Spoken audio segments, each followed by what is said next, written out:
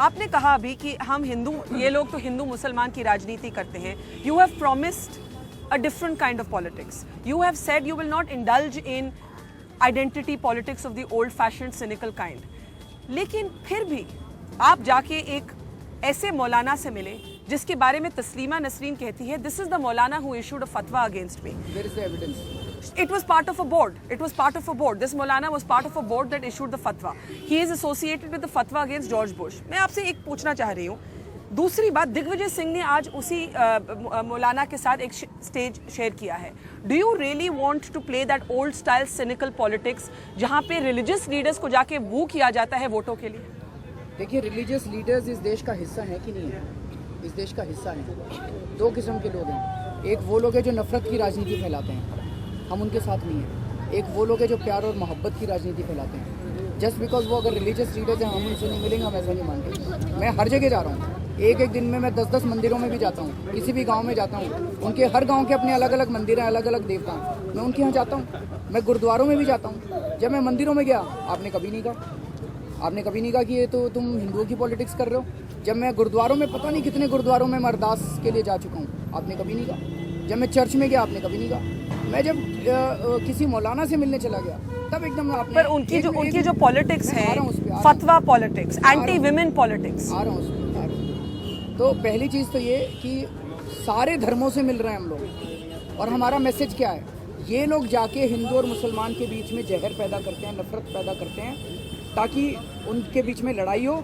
और एक हिंदू जाके बीजेपी के साथ मिल जाए और मुसलमान जाके कांग्रेस के साथ. इनकी सारी पॉलिटिक्स यही है. या मुसलमान जाके समाजवादी पार्टी के साथ मिल जाए. हम मैसेज लेके जा रहे हैं. हम क्या कह रहे हैं? आप मेरी स्पीचेस सुनो. हम बार बार ये कह रहे हैं कि इस बार इकट्ठे हो जाओ.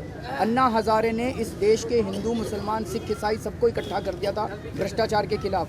अब ये सारी पार्टियां डर गई. इनको पता है कि दोनों पार्टियों ने चोरी कर रखी है. हम जाएंगे तो जनता भ्रष्टाचार के बारे में पूछेगी. इसलिए इन्होंने फिर बीजेपी वालों ने शुरू कर दिया, मंदिर वहीं बनाएंगे, मंदिर वहीं बनाएंगे. हमने को पूछा जी कब बनाओगे? कहते डेट नहीं बताएंगे, हर 5 साल में मुद्दा उठाएंगे, मंदिर वहीं बनाएंगे. पर ये जो मौलाना साहब है, what he represents anti women फतवा politics. No, he does not. मैं अभी आपको एक वीडियो दूंगा. अभी जून 2013 की उनकी स्पीच है. आप उस स्पीच को चलाइए. मैं ये कहना चाहता हूँ कि मीडिया केवल नेगेटिव चीज़ें क्यों चलाता है? आपने पूरा दिन, सारे मीडिया ने एक दिन 24 घंटे उनकी ऐसी तैसी करी मीडिया के ऊपर. उनकी स्पीच सुनिए आप.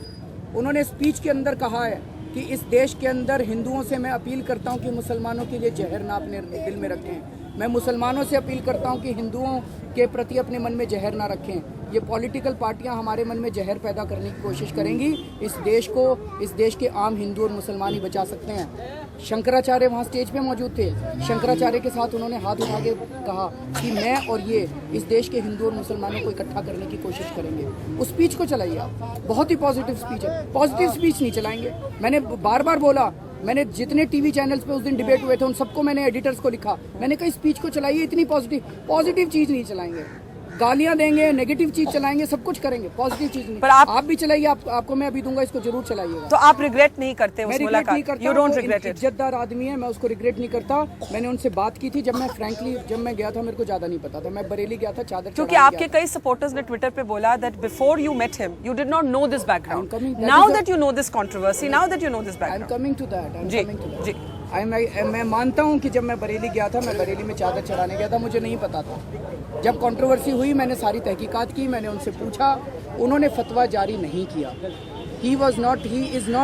He says I don't do this kind of politics. But wasn't he part of a board of 100 people who issued the fatwa? I don't know whether their meeting took place or the mufti did the fatwa. I have not gone into those details. मैं उन details के अंदर नहीं गया. पर वो आदमी ऐसे नहीं है.